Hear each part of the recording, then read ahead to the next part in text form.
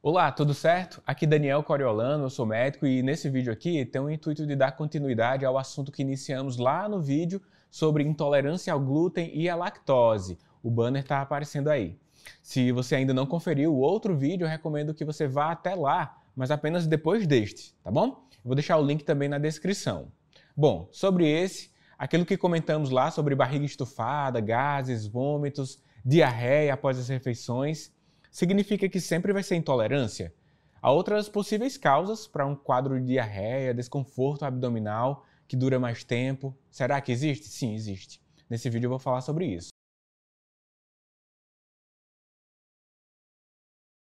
Para iniciar a nossa conversa, eu vou explicar um pouco melhor sobre quais os sintomas da diarreia, como a gente classifica, como a gente realiza essa classificação com detalhes. Usualmente, a diarreia se caracteriza pelo aumento do volume de fezes, junto à mudança na sua consistência, ficando mais amolecida, e é também associada ao aumento da frequência das evacuações, que são as idas ao banheiro. A classificação é importante, pois quando a gente pensa nas causas diferentes, a gente tem que saber essas características de duração, sobretudo. Dessa forma, quando dura mais de 2 semanas, a gente chama de diarreia aguda. Se durar entre 2 e 4 semanas, a gente chama de diarreia persistente. E após 4 semanas, a gente já considera uma diarreia crônica. Nas situações crônicas, pensamos em doenças que são inerentes daquela pessoa, ou seja, ligadas a algo do seu próprio organismo.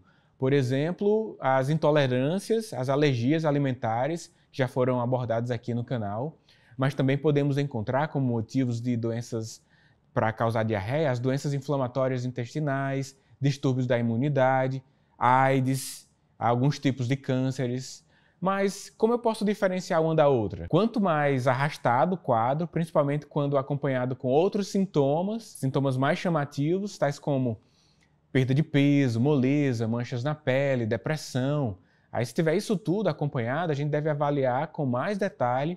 Normalmente, a gente tem que pedir alguns exames até.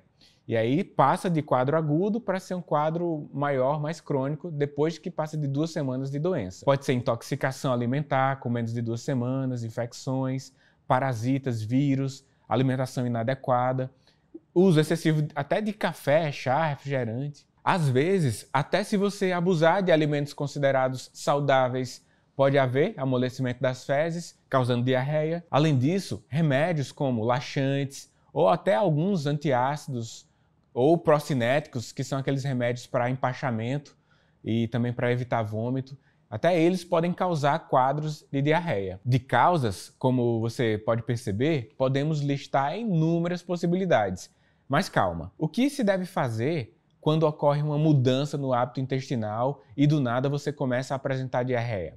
Eu costumo dizer o seguinte: pare um pouco, perceba o que aconteceu nos últimos dias de diferente. Será que não comeu algo fora do habitual? Ou tomou um remédio novo? Faça algumas notas mentais do que pode ter sido de diferente na sua rotina. Analise também as características da sua fezes, lembrando, por exemplo, se as fezes tinham sangue, muco, qual a consistência da fezes, se foi muito doloroso evacuar, defecar, se o cheiro estava bem pior do que o comum. Eu sei que essas coisas não são agradáveis de se observar, mas acredite, se a sua diarreia não melhorar sozinha em pouco tempo, você vai ter que buscar auxílio médico e essas informações irão ajudar demais para que possamos chegar a um diagnóstico preciso. Agora, existe algo que você pode fazer para melhorar o quadro de diarreia sozinho? Existe sim, e eu vou te falar agora. Mas lógico, o que eu vou citar aqui são informações gerais. Cada caso é um caso e você pode receber algumas instruções mais individualizadas para o seu tratamento, se for para um atendimento individual, ok? Este é um conteúdo educacional. Dito isto, bora continuar. Primeiramente, caso apresente diarreia, nunca esqueça, hidrate-se. É muito importante repor os líquidos que você está perdendo através das fezes. Mas, claro, se não houver contraindicações, como vômitos excessivos, etc. Normalmente, recomendo que meus pacientes bebam bastante água, alguma quantidade de suco sem açúcar, isotônico às vezes também, ou moderadamente água de coco para compensar os líquidos perdidos através das fezes amolecidas, que leva bastante água. Caso não esteja dando de conta de se reidratar com essas atitudes, eu recomendo o soro caseiro. A receita do soro caseiro é simples. É só misturar água, sal e açúcar. As quantidades da água, sal e açúcar elas estarão expostas aqui na imagem na edição. É uma recomendação do Ministério da Saúde, mas apenas até você ter acesso a uma avaliação médica e receber, de forma gratuita também, pelo SUS, a fórmula industrial disponível em qualquer posto de saúde para a produção do soro de reidratação oral. Outra boa atitude para quem não tem contraindicação é manter-se bem alimentado, mas com alimentos mais leves, que tenham certa fama de segurar o intestino, como banana. E é claro, se não tolerar o soro, ou mesmo se ele não está dando conta para repor esse líquido que está perdendo na diarreia e mantém você desidratado, você tem que buscar outras alternativas. Se as fezes cada vez vão ficando mais moles, você vai ficando mais cansada, então, nestes casos, é hora de ir para o pronto atendimento, para quem sabe receber um soro na veia, tomar alguns remédios para aliviar o quadro. Apresente todos os detalhes da diarreia, leve os remédios que está tomando. Isso vai ajudar no diagnóstico e na melhor conduta por parte do profissional de saúde que vai te atender. Lembre-se que a maioria das diarreias se resolvem sozinhas em 2, 3 dias. Tudo tende a normalizar. Mas se o quadro se estender mais tempo, se você perceber que está ficando mais debilitado, desde o início até, não deixe de procurar ajuda médica com rapidez, beleza?